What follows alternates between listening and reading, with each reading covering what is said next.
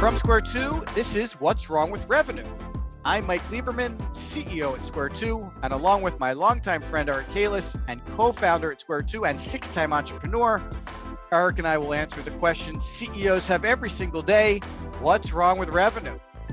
You can be part of the live cast show where we'll answer your questions every Wednesday at 4 p.m. Eastern, or catch the show on demand on YouTube and on all your favorite podcast networks.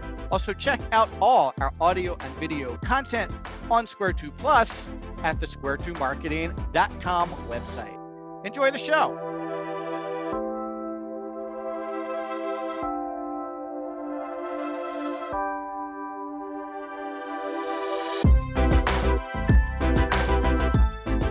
Hey everybody, this is Mike Lieberman, CEO and Chief Revenue Scientist here at Square 2. Welcome to Season 2, Episode 2. I don't know if you guys noticed that or not, but we switched from our running count to a Season 2, Episode 2. So this is actually Episode 62.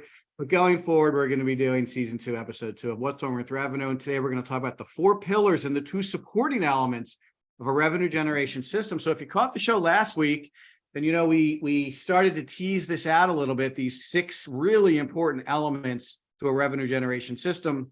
And because they're so important, we wanted to go into them today in a great degree of detail with all of you so that you understand really what these 6 elements are. They are key to you hitting your revenue goals in 2023. And there's 4 specific pillars, and you've heard these from us before: strategy, tactics, campaigns, and technologies. And then there's 2 supporting pillars: process and resources. And we'll cover all of those today with you. You need all 6 of these to be working in conjunction to hit your goals. And like I said, in this episode, we will go deep in them. We're going to talk about why you need these 6 elements to drive revenue, how each of them work together to help you create your system, why if even one of them is missing, your system could potentially break down, what's the best way to get these 6 elements orchestrated over the course of the year, because for some of you, this might be a big lift, and then how to get organized around these 6 elements to get your system off the ground. So that's what we're planning on covering today. Allow me to do my typical housekeeping. If you're interested in the show, check it out on YouTube. The Square 2 Marketing channel hosts all the What's Wrong with Revenue shows from Season 1 and now Season 2. You can like us, you can subscribe, you can provide comments. We really appreciate that kind of comment and feedback on YouTube, so feel free to share that with us. The show is also available on the Square 2 website. We have a link at the bottom called What's Wrong with Revenue. Click it. You can actually subscribe to the show there, and we will email you the shows after they're dropped every Thursday morning. You can get them right in your inbox, and you can even leave us a question on that page too. And we have a couple questions from the first show today that we will get to at the end of today's show so that we can make sure we answer questions from our audience. They are important to us. Again, if you want to submit questions, Eric and I'll handle them. Just go to that page, What's Wrong with Revenue, at the bottom of the Square 2 website. And if you're interested in all kinds of audio and video content, Square 2 Plus is Square 2's free streaming service, square2marketing.com/Square2PLUS. And last but not least, so many people love podcasts. I would be remiss if I didn't share that all of our shows are available on all your favorite podcast platforms: iTunes, Stitcher, Podbean, Apple. You can subscribe to the podcast and get access to all of our content in an audio fashion. So we got these 6 really important elements that we're going to talk about today. How do you want to kick off our commentary regarding these 6 important pieces of a revenue generation system? Funny you should ask, Mike. I've prepared a few slides for our viewers and listeners, and if you're listening, it's fine. You can go back and see the visuals, or I'll give you 2 Easter eggs for this episode. One, email me, eric@square2marketing.com, ERIC at square, the number 2, marketing.com, and I'll provide you with this set of slides, the second Easter egg to be provided at the end of the show. Thank you. So let's dive right in. What I've showing on the screen now is the 6 pillars that Mike referenced in our opening. And The four that we've been talking about for too many years are resident there: strategy, tactics, campaigns, and technology. But the two that you'll find on this specific graphic are adding to the revenue generation system. Now, to be honest, the two that we're going to introduce you to today that are a bit new are what we've been doing for almost 20 years. But in this effort to help people be better at getting results through their sales and marketing, we're kind of bringing this to the forefront. So either you can do it yourself or we can help you with it. So this is a great entree. So Mike, you want to dive right in? Let's talk about. Why don't we? Yeah, that's great. Why don't we go through each of these individually? Talk about, we can start with process. I think that's where you like to start. And then we can explain what these are. There's a little more bulleted and supporting documentation here than we talked about in the first show. So why don't we just do them one at a time and go into them, and we'll work our way around the pie chart. Sounds great. Well, for those listeners that are at entrepreneurial or mid-market companies, they might have heard of the strategic planning platform called EOS, the Entrepreneurial Operating System. Super popular. Tens of thousands of companies use it to manage the growth of their company. And Square 2, our company, has been on EOS and has really embraced it also. When you are involved in EOS, the Entrepreneurial Operating System, one of the key factors is the regular meeting. And it seems kind of simple, but most companies do not have a regular weekly revenue team meeting. So let's start there. When you're talking about process, the first thing you must implement is a weekly revenue team meeting. And that revenue team meeting gets everybody together once a week to talk about how are we going to hit the number. Salespeople are involved, marketing people involved, client services people are involved for cross-sell and upsells, and everybody's kind of pulling on the rope in the same direction in order to start to do the things necessary to get to that process number. So when you have this weekly meeting that is the same time, same day, same people every week, over the 52 times that you meet over the course of the year, you start to really make some great progress. And most importantly, break open some of the problems that most companies have when they're trying to get results through their sales and marketing efforts. If you go to the next slide, you'll see that you need like a coach, a facilitator, teacher, someone to moderate the meeting. They're driving that meeting, and they're making sure that everybody in attendance is following the same agenda every single week, which is a proven process to make sure that you keep getting the issues out on the table that you need to solve to get to the results that you're looking for. So that's the weekly meeting. Mike, why don't you tell them about the monthly meeting, the 30-day sprint planning?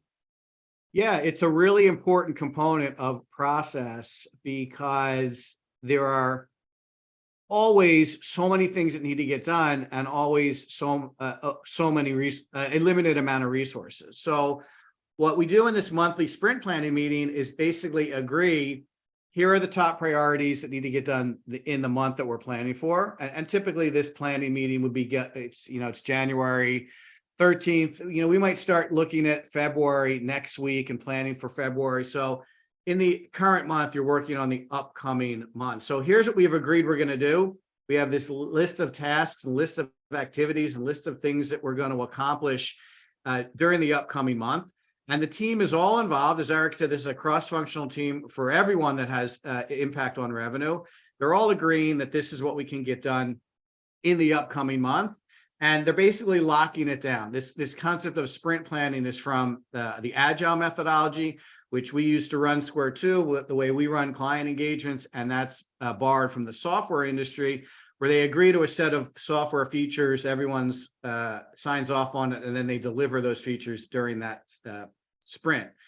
So we do the same thing here, and we're gonna we typically teach clients who are running RGS to do something similar.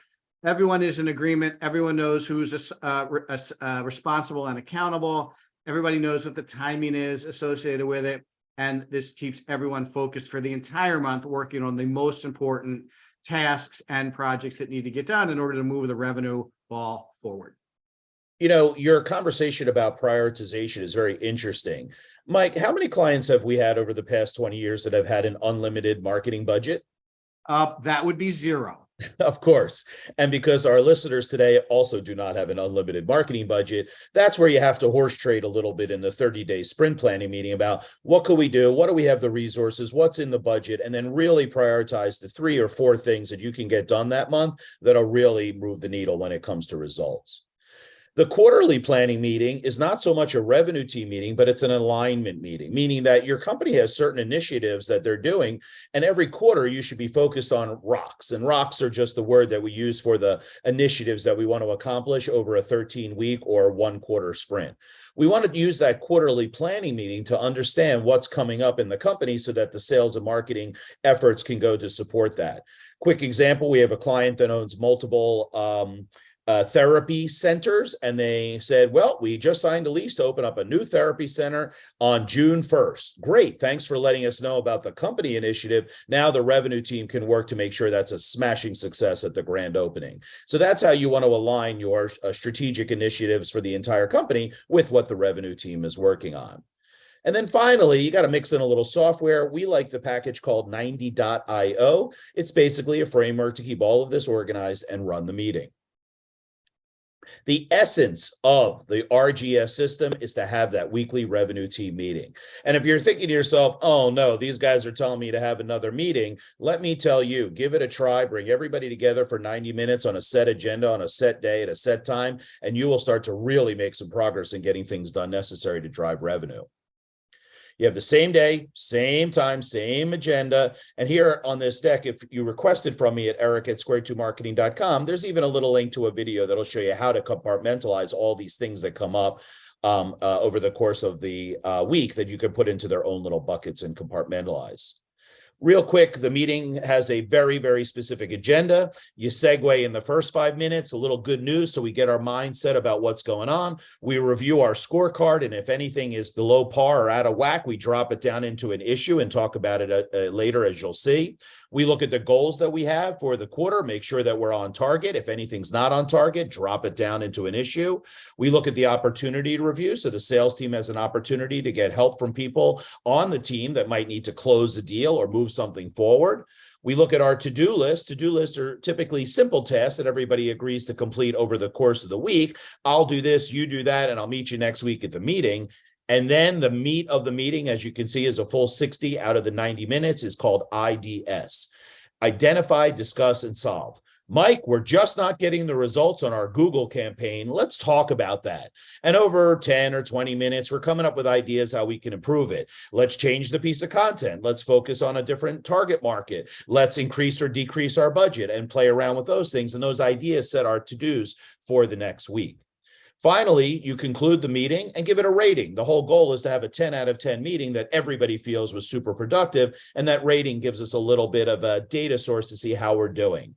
Once again, this agenda is very similar to what you find in EOS, the Entrepreneur Operating System, so we got to send them a little bit of thanks for their efforts as well. Anything to add if there, I could give a little color commentary to this. So I think one of the major advantages of this approach is the connection between the scorecard, the goals and the opportunities, and the to-do list and the IDS session. So, when you're setting a scorecard and you have specific measurables that you're going towards and you're reviewing them in this meeting, right away, if any of those are off track, they get identified and discussed. That really prevents no more than 6 or 7 days before there's some attention to something that might not be working as expected, which is really different than a lot of our situations that we've come into when we're working with clients. Is they've had things that have not been attended to for months, and in some cases even longer. So that's one of the nice connections between the data and the scorecard, and then the team that is actually executing the to-dos and doing the identify, discuss, and solve exercises around things that might not be working as expected. Great point. Great point. Because that's what we want. We want to attack things, break them open, and move forward. And that's how we get the results that we're looking for. So there's a whole bunch of RGS tools that supplement or adjacent to this program, playbooks, agendas, learning content, and so forth. But the key is to really have that meeting and bring everybody together. This process, even though it's like kind of commonsensical, get together every week and have a meeting, get together and do a 30-day sprint planning, get together and have a quarterly meeting, seems kind of obvious, but that process is what we found is what helps clients get really great results. Now, the next four pieces of the pie are things that Mike and I have been howling at the moon for the last 20 years, right? Strategy, tactics, campaigns, and technology. So we'll go through these rather quickly because these are things that we've discussed in previous episodes. Mike, you want to start with strategy? Yeah. So, to Eric's point, you need all six of these to really drive revenue. And I think this is uncovering for us and a lot of people we've shared this with why they've struggled with revenue all along is they might have one or two of them or even three or four of them, but they don't have all of them. And they all have to be working at the same time in the same way to drive the results you're expecting. So the strategy piece means you have to know who you're trying to attract. That's where the personas come in. Some people understand this as target market. Almost everybody we talk to has some idea of personas, but in a lot of cases, they're not complete. They're not built out enough. There's not enough detail to help drive a really solid tactical or campaign execution around it. So we will work with our clients to build these out so that they are deep and detailed enough for us to drive the rest of the strategy piece of it. When it comes to the big story, again, like a lot of B2B companies don't really recognize the fact that they need a big story for their companies. They feel like this is more of a B2C thing, and they couldn't be more wrong. Every company needs a big story. Every company needs a story that people can get connected with, that moves them emotionally, that gets them to want to learn more about your business. And again, in a lot of our experiences, B2B companies specifically are missing this big story. And then from that big story, you need to be able to differentiate your business. We talk about Seth Godin's Purple Cow frequently. If you haven't heard about the Purple Cow or read the book Purple Cow, I highly recommend it. It's a very quick and easy read that will really explain to you what it means to be differentiated.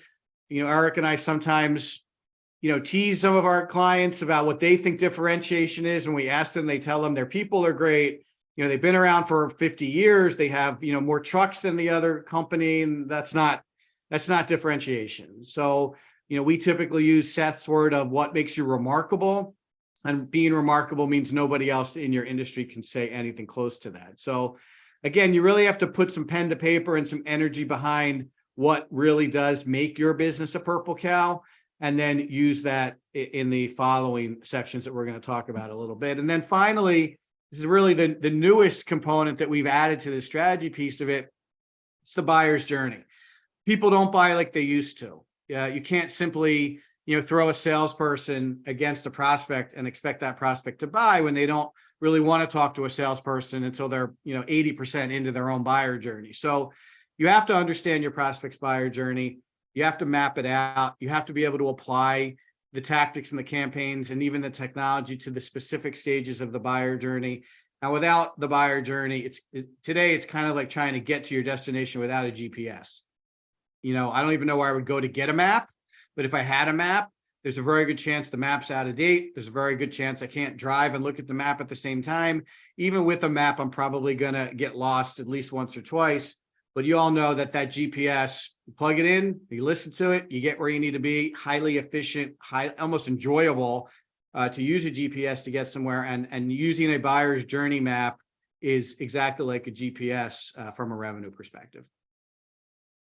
Great explanation, Mike.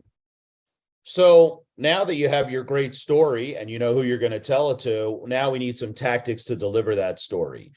Traditionally, you look to your website as the foundational piece of telling that story, but you need adjacent content. You need emails to go out in both a traditional and nurture sense. You have to have a great blog, a central content stream where you're showing your thought leadership. You have to post things on social media to connect in the places where your target markets are looking. You need strong SEO for people that are searching for a product or service like yours. Those are all the things you must attack next once you have that story. And because we're expecting leads to be the result of some of this storytelling, we need offers and forms and then attached nurture campaigns. We have to identify the perfect MQL or marketing qualified lead and then figure out how to convert them to a sales qualified lead or SQL.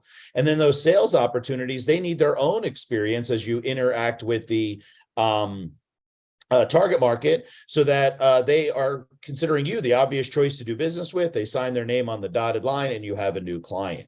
So it's important to then understand that you can't jump to the tactics unless you first have a really great strategy. And that's one of the mistakes lots of companies make. They do random acts of marketing and they don't understand why they're not getting good results. And it's typically because they're not stitched together with an incredibly emotionally connecting strategy. Once you have those tactics, Mike, tell them how to do some campaigns.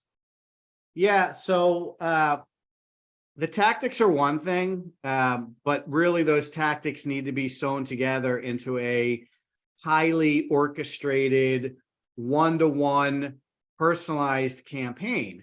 And there are a variety of different types of campaigns. So there's inbound campaigns, there's demand generation campaigns, there's account-based marketing campaigns, there's outbound campaigns. So one of the things we have to decide is which are the right kind of campaigns for this business at this time, or this product or service at this time, and the target market we're going after.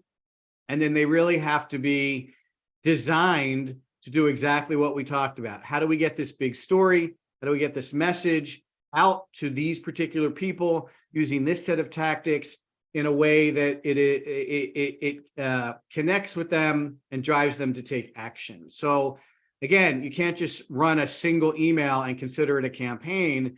You can't just run a single paid ad campaign on a paid ad series on Instagram and consider it a campaign.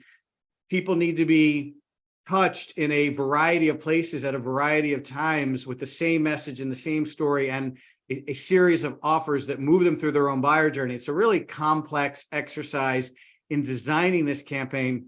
And again, to Eric's point, usually what we see are random acts of marketing, which end up suffering from just a lack of this campaign approach. So, if you are going to do an inbound campaign, you need a killer website. You need amazing organic search engine optimization. You need really solid email marketing. You need a good set of backlinks and influencers and referral sites that are driving additional traffic to your website. You need a really solid set of conversion tools for each stage of the buyer journey to connect with people regardless of where they are. And then when those people do connect, you need to nurture them. So, that's probably 6 to 7 tactics alone for just one single inbound campaign. And if you're running other different kinds of campaigns concurrently, which you might be, you may be running an inbound campaign for a month or two. You need to then adjust and run another campaign after that.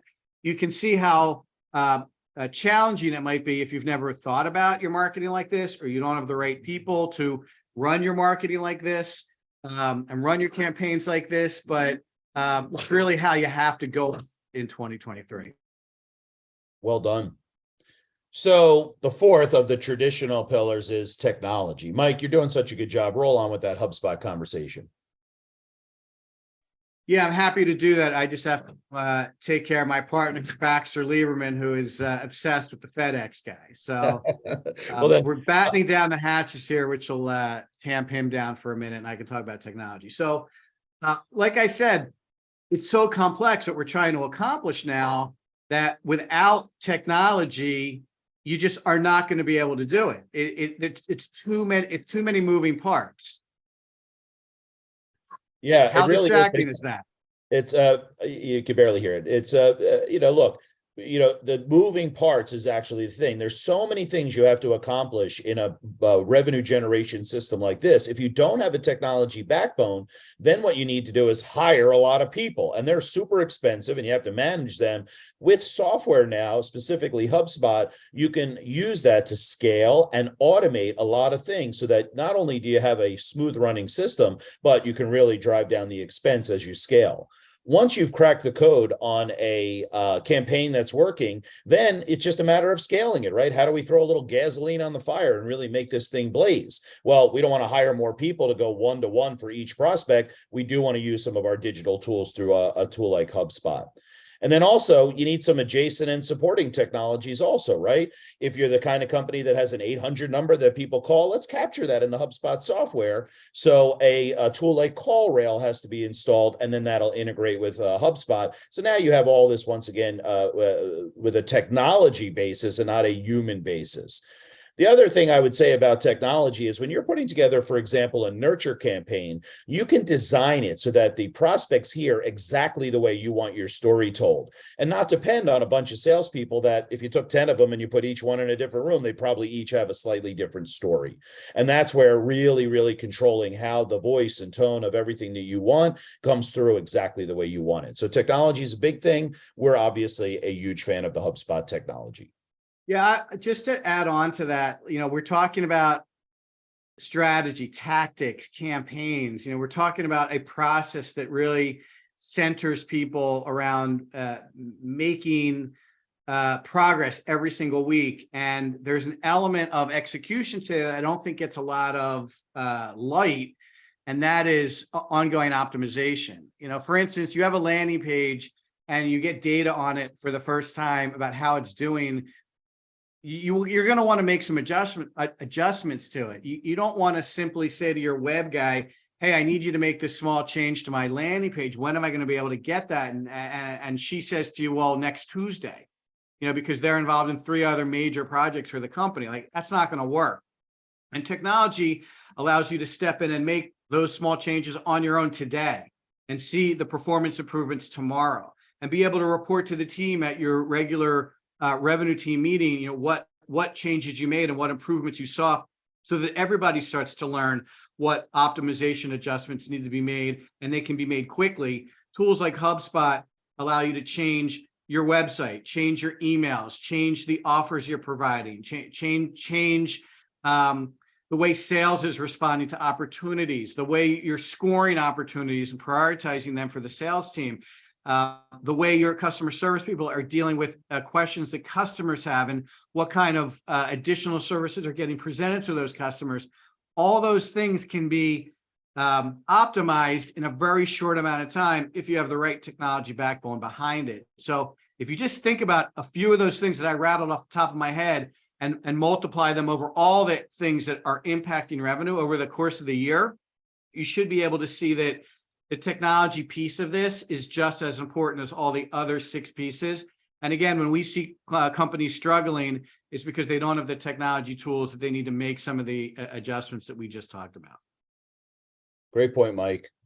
And to knock out the 6th piece of the pie, a lot of people don't have an open and honest conversation about resources. So when you're talking about that, you need some kind of coach or director, right? Who's the moderator of the weekly revenue team meeting? Who's responsible and accountable for hitting that number? You need that coach person in there to make sure that everything's moving forward.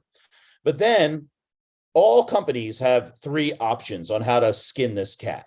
You have an internal team, but often they don't have enough bandwidth or expertise to do everything that you need to do to get the results that you're looking for. So you lean on 2 other groups: agencies like Square 2 or independent contractors. And what happens is the system has to account for all these people, the internal, the external people as well. And when you bring everybody together, there's no reason your independent contractor who's working on your copywriting cannot be included in your weekly revenue team meeting, right? They just are paid a different way, and there's a slightly different relationship with your company. So rather than just have all this kept internally, bring in all those other folks. If you do have an agency that's helping you, make sure there's one representative from that agency in your weekly revenue team meeting so that everybody's working from the same playbook. Lots of times people don't consider the resources necessary in order to pull off a really great revenue generation program. And if they think about it a little bit more open-mindedly, then now they can start pulling in some people. Yes, your independent contractor might bill you for the 90 minutes that they have to sit on your meeting, but that hourly fee is worth so much more to have that coordinated effort for the outside people working in lockstep with your internal people. And that's where that conversation about resources becomes the 6th pillar. So when you look at all 6 pieces of the pie together, they all have to be working at a very high level to get the results that you're looking for. In fact, the goal is simply continuous improvement. And I offered you an Easter egg in the beginning of this episode, and here it is now. Square 2 has a really, really powerful survey that we work with our clients that they can self-assess how they're doing in their current revenue generation efforts. What we do is we score their progress in all 6 of the areas that we talked about, take a snapshot of their score, and every 90 days, take the survey again to try to always have that number going up with the goal of continuous improvement. Nothing is ever going to be perfect, but our goal is to always be doing better than we're doing the quarter before. And that's how we're getting continuous progress towards our revenue goals. So if you email me at eric@square2marketing.com, I'll send you the link to that survey. Play around with it. Have all the members of your current sales and marketing team take it, get that assessment, and that'll give you an idea of where you are today and a little bit of where you have to go. Yeah, that was great. Let me just make a comment about the coach, because I feel like we may have underplayed a little bit of the coach role. The coach is not just moderating your meetings. Yeah, I used to do a lot of coaching. I have two boys. I used to coach their sports teams in basketball and baseball pretty regularly. And, my job as coach was to help them get better and give them tips based on my experience so that they could, perform better in the games. And then we would practice those things that I was teaching them in the practices. So while I couldn't step up to the plate and hit the ball for them, I was able to tell them to, watch the ball hit the bat, hold the bat up higher. I was able to fix their stance for them and then give them guidance during the game and during the practices while they were working on the things that I told them they should be working on. The coach here is going to have a similar role. They might say to you, well, based on my experience, I think you're targeting too broad a group of people. Your message is going to be too generic to attract anybody here. So, why don't you guys go back and hone that, narrow that lane down a little bit, narrow that target audience so your message will really resonate with them. Like, that's a good example of something a coach might say. Yeah, your email looks good, but it's a little long.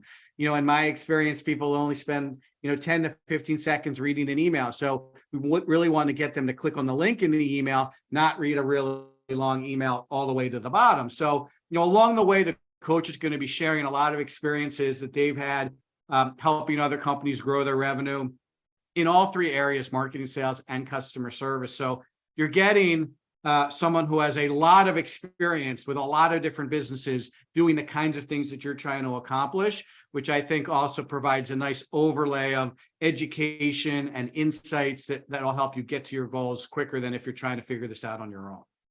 One quick point about the coach, Mike. If you coach the little buggers on the team and you gave them all the stance and the bat and all that, and they still weren't improving, you might want to go outside for a hitting instructor, right? Which would cost a little money for the family. But if you really want to make improvement, we got to bring in an expert in that area. And it's the same thing here we talked about with resources, right? The coach can take you so far, but you might have to invest in an SEO specialist if you're not getting the natural traffic to your website. So once again, that's a really good parallel in the coach versus the, chief marketing officer or chief revenue officer that's going to be driving this engagement. Yeah, that is a really good point. So that's a really nice overview of the 6 elements. So, in the last couple of minutes here while we wrap up for the day, let's talk a little bit about, Eric, talk a little bit about how these 6 work together and why they have to work together and why you need all of them firing effectively in order to get to some of the revenue goals our listeners might be thinking about. Yeah. So, like anything else, if I'm baking a pie and I leave out a few ingredients, whoops, I'm either eating a piece of cardboard or something that's not fully baked. It's just not to our expectations. We're not getting the end result that we're looking for. So those 6 components mixed together make that tasty cake that we're looking for. So number 1, you don't want to leave any of them out. Number 2, the 2 extra pillars that we've introduced in the revenue generation system are kind of outside of sales and marketing, right? The process in the systems and then the resource conversation about who's doing what are not the typical answer. So when you add those in, it gives you a wider view of how you can make the 4 pillars: strategy, tactics, campaigns, and technology stronger. So to use a very simple example, if I'm like, I'm buying HubSpot, I'm going to spend X amount of dollars a month, and you don't set it up correctly, and you don't turn on all the modules, and you don't use it in the way that people use it regarding best practices, you're not going to get the full power. But if you have a weekly meeting and you're like, we're still having trouble with HubSpot, what should we do about that? To your point, Mike, it's not more than 6 or 7 days that goes by where someone's actually diving into that issue, fixing it, and going forward. Or it's the same thing with one of the basic 4 pillars, right? Yeah, we're not getting the results on our campaign. Yeah, our website isn't performing. You know what? Nobody's connecting with our story. Everything has to be mixed together in that stew to make a pretty tasty dinner. And that's why you can't leave any of those out. You have to dive in. Now, there's also a goal. Like, we try to have our clients be 80% proficient in each one of those 6 pieces of the pie or greater to get the results they're looking for. And that's where that health survey comes in, because it identifies, we're still not good on our resources. We must find an outside contractor for this, or we're not going to be able to get to the finish line. Well, if that's the case, okay, great. We now know exactly what our action plan is for the next 7 days or 30-day sprint, if that's appropriate. And that's why all 6 of them working together. Finally, I'm going to use the orchestra example, right? So you can have a 6-piece band, but if you get someone who just started playing the tuba and they don't know what they're doing, the other 5 could be performing at a very high level, but it still kind of sounds like crap. And that's why each one of those pies has to work to get pieces of the pie has to work together in unison to get at least 80% proficiency. Yeah, I think you made a lot of good points, and primarily, we're so used to talking to businesses that are struggling to hit their revenue goals for a variety of reasons. And I don't think it's really until we started looking at it this way that we were able to uncover 4 that we traditionally talked about and the 2 new ones, and present it in a way that helps people understand that all of these areas, you need to be highly proficient in all of these areas. And it's not easy. Even the regular meeting and the meeting rhythms might be challenging for companies. Getting leadership to agree on the strategy might be challenging for companies. Getting a robust enough budget to move the needle based on your market might be challenging for these companies. So, we're in no way telling you, oh, do these 6 things and you're going to blossom, but you can't have any of these missing. These are 6 core components that every company is going to need, and every company is going to have to work on. And I have a question from the audience related to this. Over the course of some period of time, to get good at these things, so that you can hit your revenue goals. I mean, it's a journey. It's not the kind of thing you turn on and off you go. So, Art, in the last couple minutes. Well, wait, Mike, just go like ahead. you're learning to play the guitar, right? You got to Right. practice. And the weekly revenue team meeting is your practice, right? You're working at your revenue generation every single week and getting better, better, better. Depends on your team. Could take 3 months, could take 6 months, could take 12 months. But this is the roadmap we're giving you, that if you work on these 6 areas, you will get better results. Right. I mean, I got a question here from Mark and Dallas, and it's directly related to timing. So maybe we could talk about this for a second. He wants to know, how long do you think it would take for a system like RGS to start producing improved results, like leads and new customers? Mm-hmm. So I kind of know what you're going to say, but why don't you try to answer Mark's question, because I think it's a common one. Yeah, sorry to be wishy-washy, Mark, but it depends, right? If you have a team that's really attacking all of their to-dos every week and really knocking off their initiatives and, putting in that extra effort to learn about things that they're not proficient, you could have it in just a couple of months. But I will say it's not going to take a couple of days. The key is that your team starts that weekly revenue team meeting and they start to get really good at it. And what you'll see is when they get really good at it, you start to speed up on the acquisition of results. Now, sometimes you might be working on website traffic and then you get more conversions and then you get more sales opportunities and then you work on closing those deals. So all those things have to work together in harmony in order to get that consistent results. But honestly, if you set up your weekly revenue team meeting and you attack what's our better story right away, when you change your website and your salespeople start speaking differently, you'll get some better results. And when you enhance your email nurturing and your content, then you'll get slightly better results. And then you start 1 or 2 new campaigns, even more results. Throw in a tool like HubSpot. Now it's fuel on the fire. And then finally, maybe bringing in some outside resources. Wow, we have another set of hands to help us get results. So you can see how they start to work together. If you're sluggish on executing that, then it's just going to take you more time. Yeah, it's a good answer. Peggy in Boston wants to know, is there a type of business size, industry, or stage, like startup, that you think wouldn't be a good fit for something like this? Well, I think in the startup phase, if it's just a single CEO founder kind of thing, and maybe a couple of things, who's going to be at that revenue team meeting, right? Just the owner by themselves? That's not exactly what we're talking about here. But if you have a couple people in marketing and a couple people in sales and maybe one or two outside contractors or agencies that are helping you, you are perfect. And honestly, the bigger the company, the faster you can iterate because you already have some of the resources in place. The weekly revenue team meeting, the 30-day sprint planning, and the quarterly planning all brings it together in a tighter framework. So I guess the bigger the company and more resources, the more you could grab onto it. But honestly, I mean, we're not that big of a company, and we take the time to do all the things that we're showing you today, and we're killing it. Yeah, Peggy, I think it's more of a psychographic, like if someone's going into this thinking like, I don't think this is going to work, but I'll give it a try, I can pretty much guarantee it's not going to work.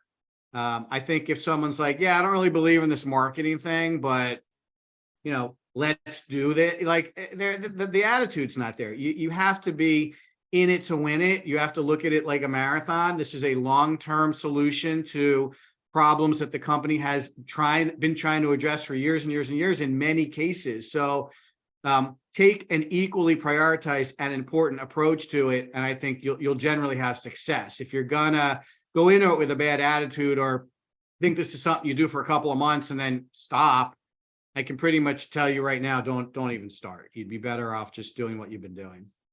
Good, blunt advice, Mike. Last but not least, and then we'll wrap up for the day. This question comes from Stuart in Los Angeles. What have you seen as some of the biggest challenges associated with installing a system like this? And how do you suggest companies overcome those challenges?